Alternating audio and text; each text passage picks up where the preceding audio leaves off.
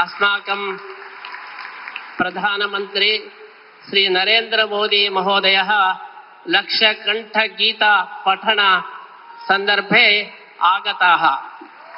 नरेंद्र मोदी महोदयः अर्जुन इव, अर्जुनः इंद्रावतारः।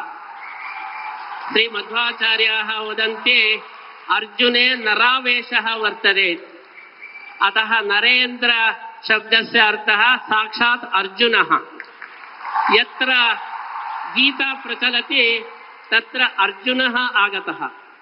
अतः अर्जुन आगमनेन अस्माकं लक्ष्यकण्ठगीता समर्पणं संपूर्णम् इति वयं भावयामः।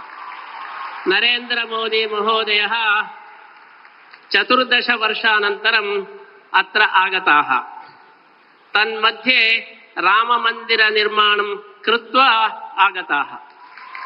यथा श्रीरामः 14 वर्षानन्तरम् अयोध्यां प्रति आगतवान्, तद्वत् 14 वर्षानन्तरम् अस्माकं नरेंद्र महोदयः अत्र श्रीरामराज्य स्थापनार्थम् आगताः।